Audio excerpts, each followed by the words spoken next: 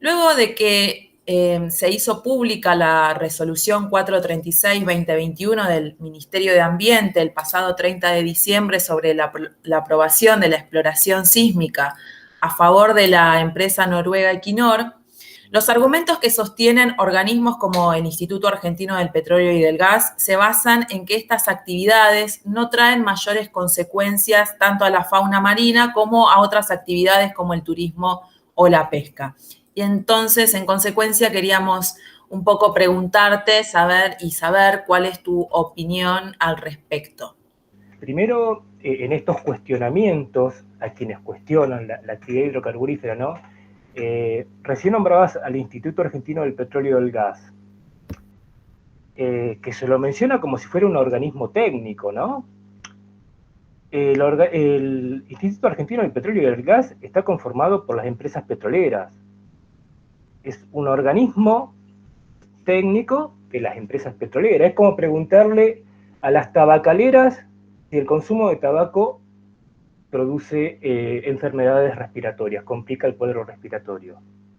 Entonces, me parece que hay una estrategia de confusión muy fuerte. Lamentablemente, también en la crítica al proyecto se salieron con posiciones que son complejas, esto de decir que 100% las probabilidades de derrame son del 100% y cuestiones por el estilo tampoco ayudan a la discusión, porque realmente es temerario poder afirmar eso.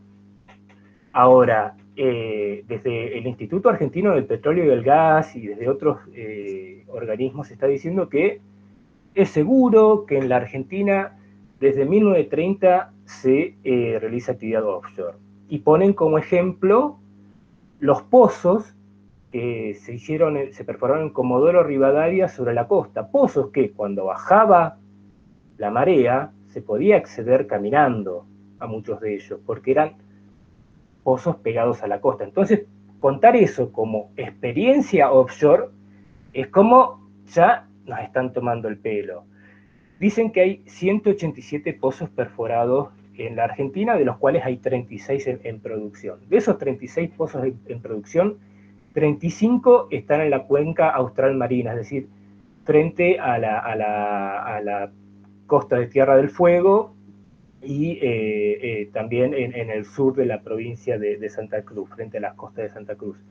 Esos pozos esos 35 pozos están a una profundidad no mayor a los 100 metros, es decir, desde la superficie hacia el fondo, el espejo de agua, el perfil de agua, no es mayor a 100 metros. Hay un solo pozo que ha sido perforado en la cuenca Malvina Oeste a 500 metros de profundidad. ¿Por qué marco esto? Porque acá las concesiones que se dieron son para aguas ultra profundas. Estamos hablando de 1.200 metros de profundidad a 3.000 metros, 4.000 metros de profundidad. Entonces, no se puede comparar la experiencia que hay adquirida en pozos de menos de 100 metros de profundidad a pasar a los 4.000 metros de profundidad. Entonces, no es equiparable. Acá hay una estrategia similar a la que montó el IAPG, el Instituto Argentino del Petróleo y del Gas, cuando se hablaba del fracking y decía que se hacía fracking desde la década del 40. No, se hacía fracturación en pozos convencionales, que es muy diferente a hacer fracturación en pozos no convencionales. Son técnicas diferentes porque estamos hablando de formaciones diferentes. Entonces hay una estrategia de confusión. Después, por otro lado, y estos son datos que los tomo desde la misma página de YPF, donde se habla que el 7% de los recursos, que son recursos, no reservas, reservas es cuando se probó la existencia del hidrocarburo y es económicamente y técnicamente extraíble, el 7% de los recursos están en aguas ultra profundas, que es hacia donde está avanzando la Argentina. Nosotros entendemos que esta avanzada hacia el mar, hacia las profundidades, hacia las aguas ultra profundas, es comparable a lo que sucedió en el continente con el fracking, es pasar de una explotación convencional a una no convencional con una cantidad de riesgos que se extreman por las características de la formación. Bueno, en el mar pasa lo mismo, las condiciones climáticas y demás son más complejas. No por nada la exploración se tiene que hacer en periodos de verano, porque después, justamente, los climas extremos, las condiciones climáticas extremas en alta mar, hacen que no se pueda operar. Entonces, a ver, no es que van a perforar un pozo y va a derramar seguro, pero hay más riesgos, eso no se puede debatir. Y lo que está de fondo acá es que estamos en un momento donde las movilizaciones, no solamente en la Argentina, que es algo que el gobierno de Alberto Fernández claramente no ha escuchado, porque asumió el gobierno de Alberto Fernández y tuvo el mendozazo, ahora ha tenido el churutaguazo, y sigue sin entender, siguen tratando, siguen subestimando a la movilización socioambiental en la Argentina y en el mundo, tratándonos de ignorantes. Pero estamos en una crisis climática, una crisis social, una crisis planetaria, que le ha llevado este modo de producción y esta matriz energética. Y lo que nos están diciendo es, vamos hacia los bordes, hacia los extremos, hacia los últimos reservorios más complejos de extraer de combustibles fósiles, porque a partir de esos combustibles fósiles resulta que vamos a la transición. Eso es lo incomprensible de este debate, que cómo están planteando las cuestiones, ¿no? Nos están tratando de que somos estúpidos, ignorantes y poco informados, pero nos están diciendo que la solución al problema es profundizar la línea por la que nos venimos chocando. Es, bueno, para esquivar el precipicio, aceleremos el auto hacia el precipicio. Recién mencionabas que las exploraciones eran profundas. ¿Aproximadamente de qué profundidad estaríamos hablando? Se está avanzando por la cuenca argentina norte, que sí son profundidades que eso van desde los 200 a los 4.000 metros. Entonces tenés una columna de agua de 4.000 metros y después recién se avanza con la perforación en lo que sí es en el lecho submarino. A ver, acá lo que se están viendo es lo que está sucediendo no solamente en Brasil con el presal, que también es un mega yacimiento que está frente a las costas de Brasil, que es uno de los principales reservorios de gas y de petróleo que ha encontrado el país vecino, sino también todo lo que va sucediendo en la costa occidental de África, que son las mismas formaciones geológicas, y es una tendencia global de avanzar hacia el mar. Esto es algo que vienen planteando las empresas, algunas empresas que después dicen que, bueno, que están comprometidas con el combate del cambio climático, que con la reducción de emisiones. Equinor, que es una empresa pública noruega, que le cambió el nombre, porque Equinor antes era Statoil, y le quitaron la palabra crudo, oil, petróleo, de su nombre, porque supuestamente es una empresa que está mirando la transición energética, que apuesta a la transición energética, y resulta que los proyectos que tiene, como es Equinor en América Latina, son en el mar, es decir, son para extremar la frontera, ir hacia las fronteras más complejas de extracción. Y esto de que se está planteando como que, bueno, como que el pueblo argentino es un pueblo infantil que se opone al desarrollo, al progreso, al bienestar.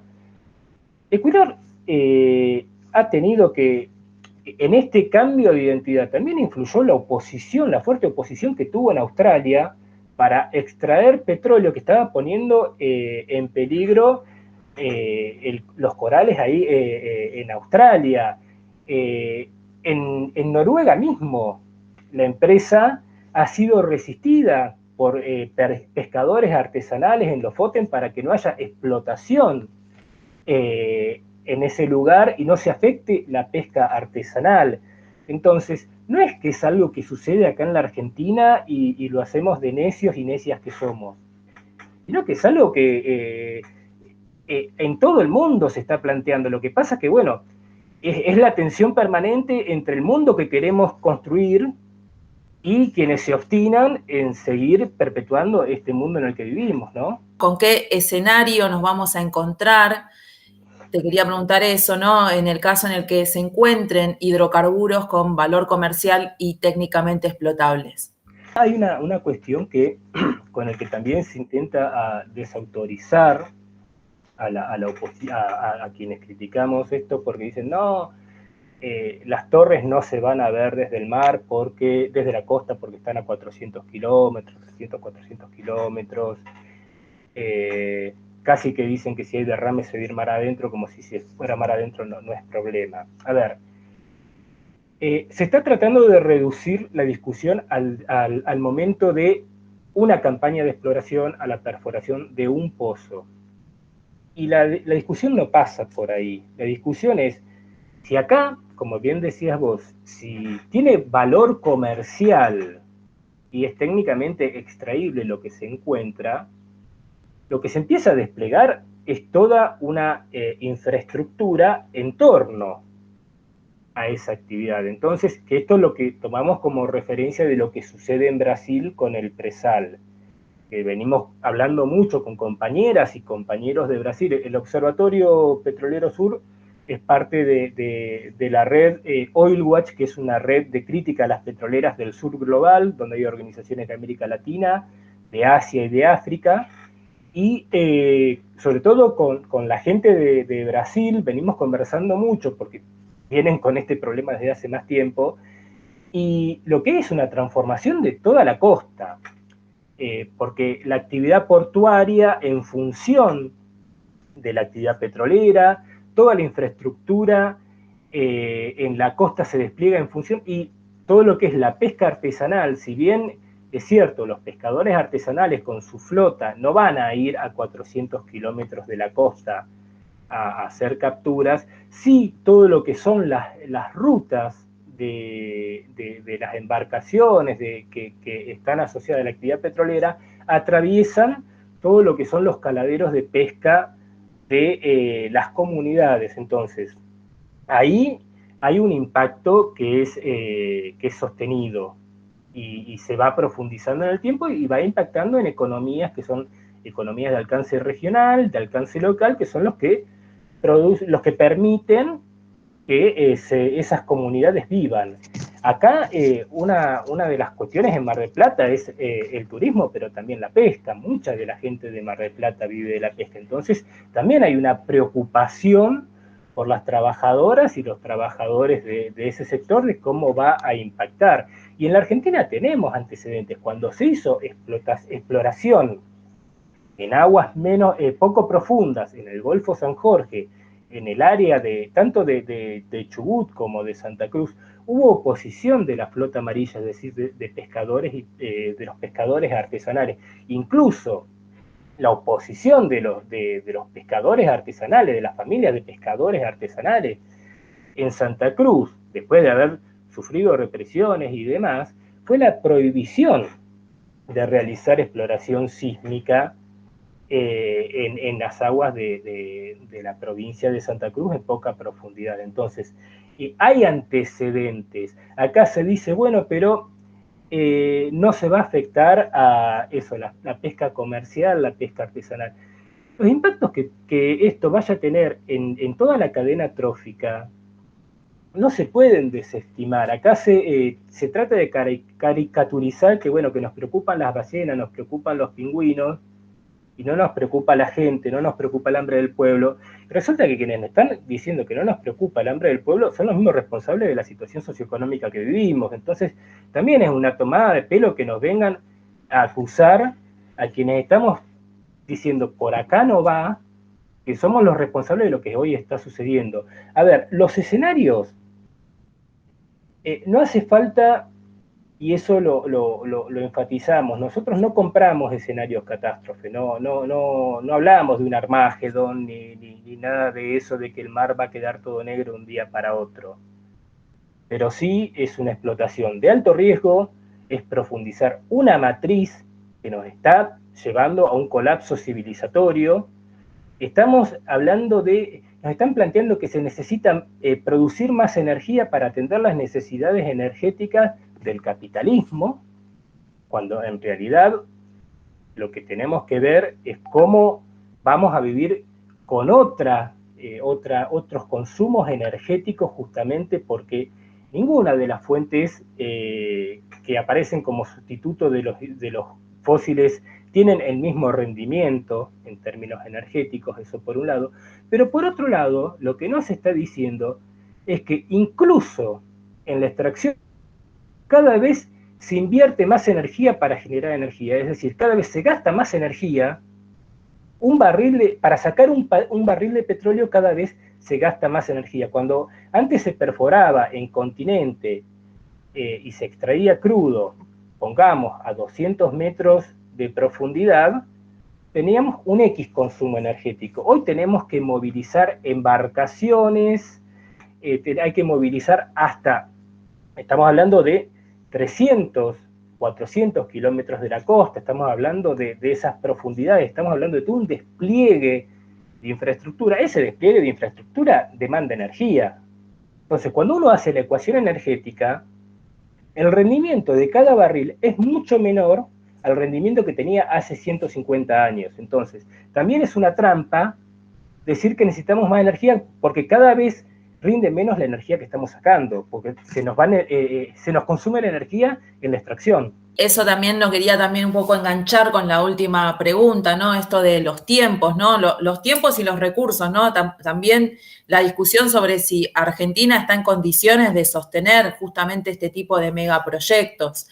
Y considerando también el escenario, ¿no? En el que se desarrolla, en el que avanza este proyecto, ¿no? La ley de hidrocarburos, ¿no? Que fomenta el aumento en la explotación de gas y petróleo dirigida a la generación de saldos exportables para generar divisas, el acuerdo con Fortescue también para producir hidrógeno verde, que vos hace un par de meses estuviste también charlando con nosotros, y en general los proyectos extractivistas que se desarrollan en todo el país. Y también teniendo en cuenta, ¿no?, que la Argentina fue uno de los países firmantes del Acuerdo de París, que entró en vigencia en 2016, tras el cual justamente se comprometía a reducir las emisiones de gases de efecto invernadero a un máximo de 1,5 grados. ¿Qué implica abrir nuevos pozos y cuáles son los tiempos que se estiman que deberían estar en funcionamiento para que finalmente sean redituables en relación al tiempo estimado para justamente restringir la explotación de combustibles fósiles a nivel global? Acá se están planteando que los tiempos de exploración, de las etapas de exploración, pueden llegar de entre 8 y 13 años si se utilizan prórrogas y demás. No es que exploran y va a ser inmediato. Y después están hablando de concesiones de entre 30 y 35 años, porque algunas entraron en el concurso de concesiones que hizo el macrismo, y otras vienen por fuera de ese marco regulatorio, como el CAN 100. Entonces, sumando, estamos hablando de un proceso de 50 años, de duración, más o menos 50 años. Estamos diciendo que para el 2050 hay que reducir las emisiones con horizontes, está hablando de cero neto y demás, y de reducir las emisiones a cero a 2050. A 2050 están faltando 30 años. Esto estamos hablando de 50 años que son los proyectos. Entonces, acá lo que a las claras, a ver, nadie se va a poner a hacer una inversión multimillonaria como la que demandan este tipo de explotaciones, porque no solamente extraer estos hidrocarburos demanda más energía, sino que también extraer estos hidrocarburos demanda más capital. Entonces, ninguna empresa, acá son los buenos samaritanos, que van a venir a invertir para después dejar esos activos sumergidos. Entonces, acá se está planteando perpetuar la frontera petrolera por mucho más tiempo del que se está planteando la emisión. Es cierto que la transición va a llevar años y que no se trata de cerrar el grifo, y que hay un montón de dependencia de los combustibles fósiles que van más allá de lo energético, de lo meramente energético. Ahora, con estos horizontes de ampliación de fronteras, lo que nos están diciendo es que todos los acuerdos que se vienen refrendando año a año no los piensan cumplir. Esa es la cuestión. Y en todo caso, lo que sí tienen miedo es que por la movilización popular, por la organización de los pueblos, se ponga freno a los hidrocarburos, a la explotación de hidrocarburos, se impulse una diversificación de la matriz energética. Entonces lo que están diciendo es, tenemos esos hidrocarburos ahí sumergidos y nos estamos perdiendo el negocio. Hay que reventarlos ya para que eso no quede ahí sumergido. Que es la misma lógica que se tiene con Vaca Muerta, con todo lo que son, y esto no es algo propio de la Argentina, sino que es algo a nivel global, esto de avanzar sobre las energías extremas, como le llamamos nosotros, todo lo que es el fracking, las aguas ultraprofundas y demás. Entonces, ese es el horizonte que nos están planteando. Así como nos están diciendo, produzcamos hidrógeno verde para la exportación y no para pensando en la diversificación de la matriz energética, en la desfosilización de la matriz energética, en cómo pensar el hidrógeno verde aplicado a satisfacer las necesidades del pueblo, y lo están pensando en función de la exportación y de llenar la Patagonia de parques eólicos, como si en la Patagonia no viviera nadie. Y la misma lógica es, bueno, atender las necesidades del mercado global y nosotros somos el pesquito. Clarísimo, Hernán. Bueno, te agradezco muchísimo por tu tiempo, por esta entrevista, que la verdad que fue muy esclarecedora en puntos centrales, ¿no? Realmente están siguiendo un camino contrario a todos los acuerdos internacionales, bueno, a lo que... Esto igual es una tendencia global, ¿no? Pero quedó muy explícito, ¿no? Cuáles son las consecuencias también a futuro de lo que implica este tipo de práctica. Bueno, muchas gracias, Rosario, por la entrevista y bueno, siempre a disposición.